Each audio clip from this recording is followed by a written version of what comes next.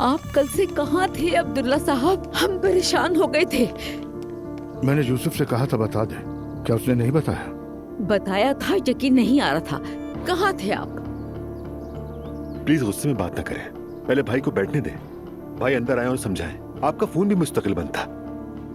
यूसुफ से मैंने कह दिया था कि तुम्हें बता दे कि मैं ठीक हूँ। मरियम, तुम क्यों परेशान कर रही हो यहाँ सबको? क्योंकि आप मुझे नॉर्मल नहीं लग रहे। चले आए और सब बताएं हमें। बेहतर होगा अकेले बात करें हम।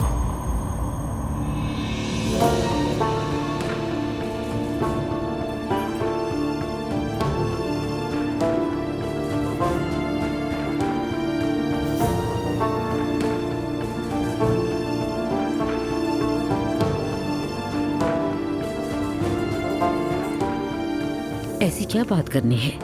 मैं अकेले बात करना चाहता हूँ। अकेले में आपको क्या बात करनी है अब्दुल्ला साहब? रात भर घर नहीं आए आप, सब आपके लिए पूरी रात जागते रहे। आप कहते हैं अकेले में बात करनी है। कौन सी बात करनी है? मुझे नहीं सुननी। फिर जब बात करेंगे जब तुम पुरसुकून हो जाओगी। अल्लाह अल्लाह, आपको क्या बात करनी है? सबके सामने कहें ताकि बच्चे भी सुने।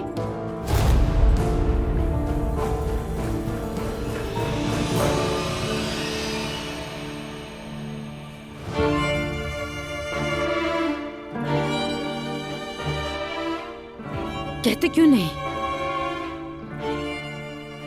मैं तलाक चाहता हूँ तुमसे, तलाक चाहता हूँ तुमसे।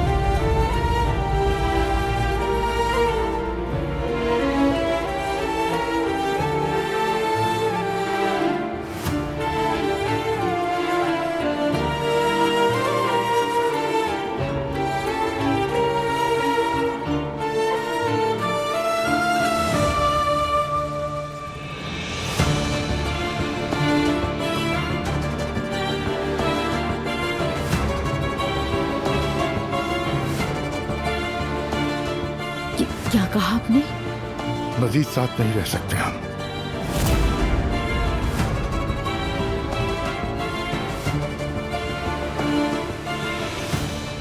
इसकी वजह अलिफ है, बताइए। नाइला बस करो, मजीद कुछ मत कहना। खुदा के लिए खामोश रहो अभी तो। हाँ, अलिफ की वजह से है।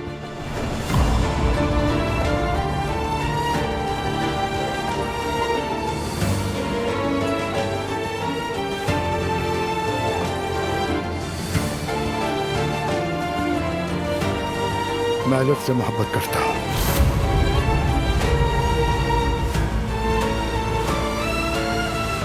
बाबा,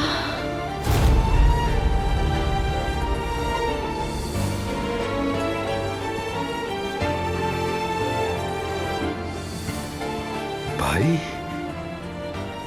बाबा, बाबा क्या कह रही है? हयात, मेरा सामान एक बैग में पैक कर दो। मैं यूसुफ को भेज दूंगा वो लेने के लिए। अम्मी, अम्मी जान, अम्मी संभाल। अम्मी संभाले खुद को। भाभी, तुम किस तरह मेरे साथ ये सब कर सकते हो? ये कहते हुए तुम्हें शर्म नहीं आई?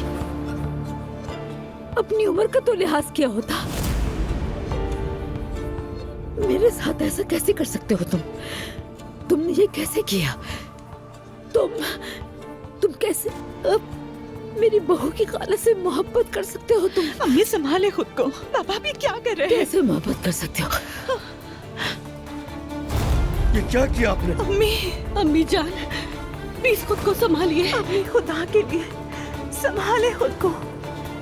अम्मी जान, खुद को संभाले प्लीज। मैं अम्मी, एम्बुलेंस को कॉल करता हूँ। अम्मी अपने आप को संभाले। अम्मी, कोई डॉक्टर को बुलाए। अम्मी प्लीज खुद को संभाले। अम्मी, अम्मी।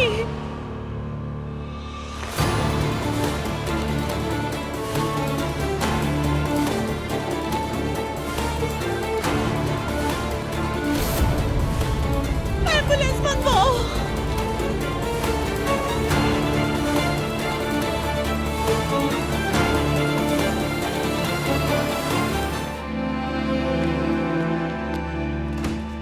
अलिफ, कहाँ थी तुम? क्या तुमने घर पे कॉल की? नहीं, अभी नहीं। मैं पहले तुमसे बात करना चाह रही थी। अचानक रात भर के लिए गायब हो जाओ और फिर कहो कि पहले मुझसे बात करनी है, इसलिए लगता है कि रिश्ता खत्म हो गया हमारा। ऐसा ही है। कल हमारी शादी है। तुम मजाक कर रही हो ना? बताओ। मुझे माफ करना रमीज। तुम माफी मांग रही हो? तुम बिल्कुल भी शर्मिंदा नहीं लग रही आलिफ। आखिरी लम्हे पर ऐसा क्या हुआ, मैं वाकई जानना चाहता हूं।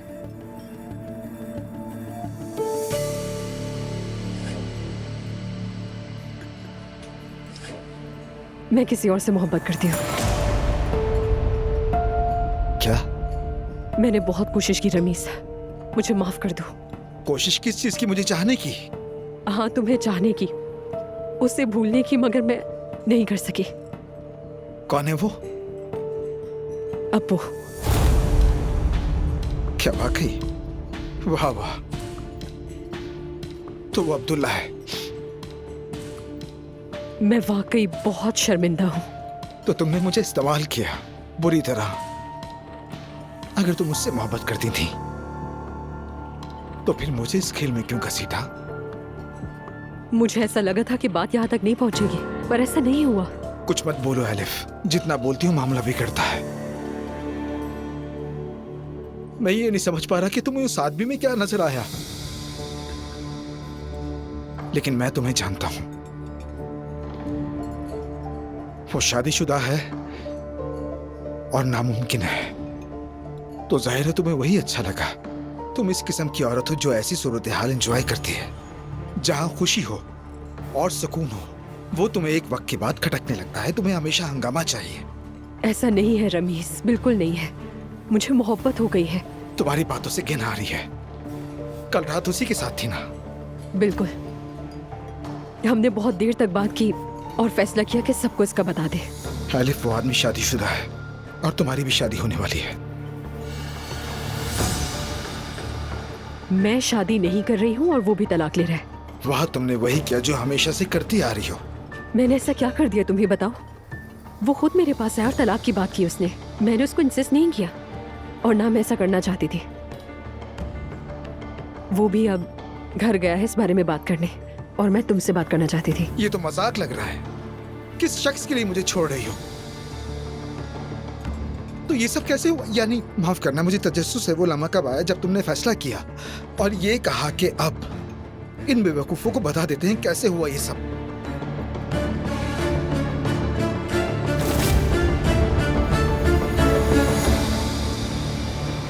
मैं तुम्हें घर छोड़ देता हूँ, फिर जाकर अपनी फैमिली से बात करूंगा। मुझे भी पहले रमीज से बात करनी होगी। मैं उसके साथ मजीद नाइंसाफी नहीं कर सकती। मुझे उसी के घर छोड़ दीजिए। नहीं, उसके घर पर नहीं। अब वो मेरे ख्याल से कम अब ये वक्त हसद करने का नहीं है। आलिफ, ये हसद का मसला नहीं है। मुझे तुम पर मुकम्मल भरोसा है, लेकिन तुम नहीं जानती जब उसे बताओगी तो उसका रिएक्शन क्या होगा। रमीज ऐसा इंसान नहीं है। मैं तुमसे कह रहा हूँ उसके घर मत जाओ प्लीज आलिफ। उसे कॉल करो, कहीं बाहर बुला लो। ठीक है, ऐसे ही सही। Thank you so much. क्या आप आने वाले हालात के लिए तैयार हैं? कयामत से कम नहीं होंगे। तैयार हूँ, जो भी होगा देखा जाएगा। ये कोई वक्ती और जज्बाती फैसला नहीं है। सच कहूँ तो मुझे तो डर लग रहा है। शुरू में कुछ मुश्किल जरूर होगी और थोड़ी परेशानी भी होगी, लेकिन वक्त के साथ साथ सब ठीक हो जाएगा। बस तुम हार मत मानना। मैं तुम्हें एक घर लेकर दे दूंगा, तुम वहां सुकून से रहोगी, कोई परेशान नहीं करेगा। कैसा घर? मैं इस तरह चार दीवारी में कैद नहीं रह सकती हूँ। मेरी बात का हरगिज ये मतलब नहीं। तुम्हारी अम्मी, जैनब और मरियम, वो सब तुम पर टूट पड़ेंगी। टूट पड़ती है तो टूट लेने दे। मैंने किसी से मोहब्बत की है और मैं इसके लिए माफी नहीं मांगूंगी। जो भी होगा मैं सामना कर लूंगी और खुद को डिफेंड भी कर लूंगी। क्या तुम्हें यकीन है खुद पर? हाँ, बिल्कुल है। तो फिर मैं अपने होटल्स में से किसी एक में ठहर जाऊंगा। ठीक है, वो भी ठीक है। यही बेहतर होगा इस वक्त। चलो ठीक है, हम सबको बता देते हैं, उसके बाद शाम को मिलते हैं।